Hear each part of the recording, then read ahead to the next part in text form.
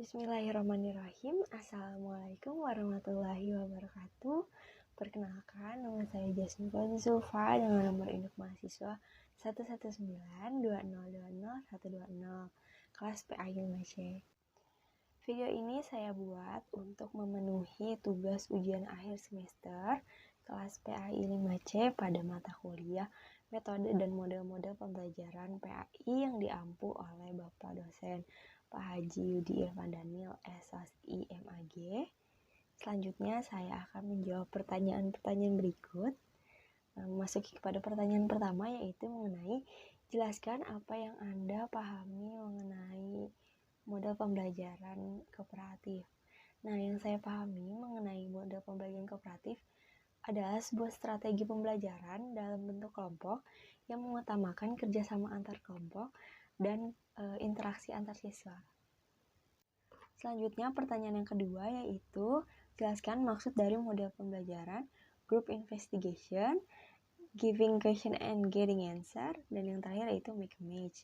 Nah, yang pertama yaitu group investigation. Group investigation ini adalah model pembelajaran yang berbasis penemuan yang beranggotakan 4-6 anggota kelompok, lalu dengan komposisi anggota kelompok yang heterogen atau campuran.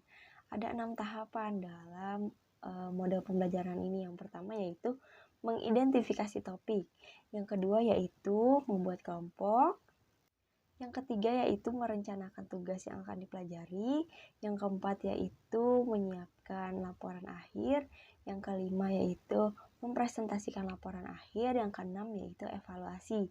Selanjutnya, model pembelajaran yang kedua yaitu giving question and getting answer.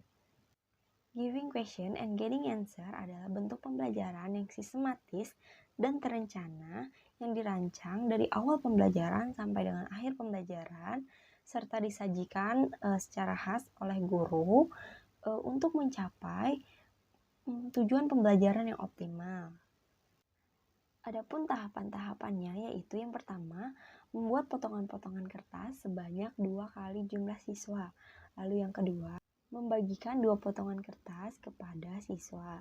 Yang ketiga yaitu meminta seluruh siswa untuk melengkapi pertanyaan-pertanyaan yang ada di kertas tersebut. Di kertas pertama berisikan, saya masih belum paham tentang, misal, saya contohkan, saya masih belum paham tentang teori behavioristik. Lalu kertas yang kedua, saya dapat menjelaskan tentang, saya contohkan, saya dapat menjelaskan tentang teori humanistik. Selanjutnya, membagi siswa ke dalam 2-3 orang dalam satu kelompok. Lalu masing-masing kelompok memilih pertanyaan yang ada pada kartu 1 dan topik yang akan dijelaskan pada kartu kedua. Selanjutnya, yang keenam yaitu meminta setiap kelompok untuk menyampaikan apa yang dapat mereka jelaskan dan meminta mereka untuk menjelaskan kembali kepada kelompok-kelompok lainnya. Lalu yang ketujuh yaitu proses ini terus berjalan seperti yang tadi sudah dijelaskan sesuai dengan waktu dan kondisi yang ada. Lalu model pembelajaran ini diakhiri oleh guru dengan menjelaskan rangkuman dan klarifikasi dari penjelasan dan jawaban-jawaban siswa. Selanjutnya yang ketiga yaitu model pembelajaran make a match. Model pembelajaran ini yaitu model pembelajaran yang mengutamakan kemampuan sosial siswa, yaitu berupa kemampuan bekerja sama, kemampuan berinteraksi, dan kemampuan berpikir cepat dalam mencari pasangan-pasangan kartu. Pelaksanaan model pembelajaran ini diawali dengan meminta siswa untuk menemukan pasangan kartu yang relevan antara soal dan jawaban. Lalu jika siswa berhasil menemukan soal dan jawaban yang relevan, akan diberikan nilai atau poin. Jika tidak, maka siswa tersebut akan diberikan sanksi. Lalu pertanyaan yang ketiga yaitu bagaimana cara mengantisipasi kelemahan dari setiap model pembelajaran. Tips yang pertama yaitu kuasai ilmu pendidikan. Nah, ketika kita menguasai ilmu pendidikan, contohnya kita mempelajari model dan metode pembelajaran, kita mempelajari belajar dan pembelajaran, pada anak, kita juga mempelajari psikologi belajar, maka kita akan memperoleh pengetahuan yang luas bagaimana cara menyusun kelompok yang nyaman untuk anak, baik dari segi anak maupun dari segi gurunya. Yang kedua yaitu kumpulan data. Pengumpulan data tentang siswa untuk menunjang tugas-tugas guru. Selanjutnya yang ketiga yaitu guidance, berupa bimbingan yang terus-menerus kepada siswa agar siswa mampu memahami dan siswa mampu menjalankan sesuai dengan langkah-langkah dari setiap mode pembelajaran.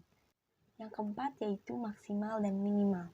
Maksimalkan usaha, materi, dan kualitas diskusi. Lalu minimalkan jumlah anggota kelompok, karena ketika kita membuat anggota kelompok yang banyak, maka fokus guru akan semakin sulit, kurang efektif dalam melakukan penilaian pada setiap siswa. Yang kelima yaitu perkuat prinsip dan tujuan.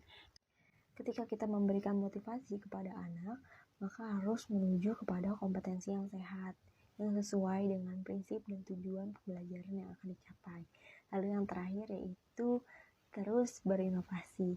Ketika kita menemukan penemuan-penemuan baru, model atau metode pembelajaran yang baru, atau memodifikasi yang ada, maka mungkin akan lebih sesuai, mungkin akan lebih meminimalisir kelemahan-kelemahan dari mode pembelajaran yang ada. Maka mode pembelajaran yang diinginkan akan semakin sesuai dan tercapai. Selanjutnya, pertanyaan yang keempat yaitu bagaimana pengaruh dari mode pembelajaran kooperatif terhadap pemahaman siswa. Nah, pengaruh dari mode pembelajaran kooperatif tentunya membantu mengembangkan tingkah laku kooperatif tiap siswa dan membuat hubungan yang baik di antara siswa. Tentunya mode pembelajaran kooperatif ini secara bersamaan membantu pengembangan akademis mereka juga gitu dalam materi-materi yang disampaikan. Pertanyaan yang kelima atau pertanyaan yang terakhir yaitu jelaskan apa yang Anda buat di makalah. Nah, kebetulan yang saya buat yaitu mengenai mode pembelajaran kooperatif The Learning Cell, yang dimana mode pembelajaran kooperatif ini mengutamakan daya pikir kritis, lalu juga siswa dituntut untuk mempelajari materi terlebih dahulu, yang tentunya juga meningkatkan keaktifan tiap siswa. Nah, adapun langkah-langkahnya yaitu yang pertama yaitu siswa diberi tugas atau materi yang harus dibaca. Lalu selanjutnya siswa dibuat kelompok secara berpasangan, secara acak, boleh memilih atau boleh teman sebangkunya atau sesuai dengan keinginan masing-masing siswa. Lalu siswa A memberikan pertanyaan kepada siswa B, lalu siswa B menjawab. Selanjutnya siswa B memberikan pertanyaan kepada siswa A, lalu siswa A menjawab. Begitu seterusnya, dan selama diskusi berjalan, guru berpindah dari satu tempat ke tempat lain untuk memantau diskusi dan mengoreksi jika diperlukan, atau memberikan tambahan jawaban kepada setiap siswa. Dan model pembelajaran ini diakhiri dengan evaluasi untuk mengklarifikasi mana jawaban yang benar, mana jawaban yang salah, atau memberikan informasi tambahan kepada siswa. Adapun kelebihan dan kekurangan dari mode pembelajaran ini yaitu kelebihannya adalah yang pertama, interaksi berjalan sangat baik karena siswa dibebaskan memilih partner. Lalu yang kedua yaitu mempermudah persepsi terhadap suatu materi. Yang ketiga yaitu melatih kemampuan berpikir kritis siswa. Adapun kekurangannya yaitu guru kurang secara langsung berinteraksi antar tiap siswa. Sekian jawaban dari pertanyaan-pertanyaan yang sudah saya jawab. Mohon maaf bila ada kesalahan atau kekurangan kata. Sekian dari saya. Hazawallahu yar'ana wa yafazna. Walhamdulillahirrahmanirrahim. Assalamualaikum warahmatullahi wabarakatuh.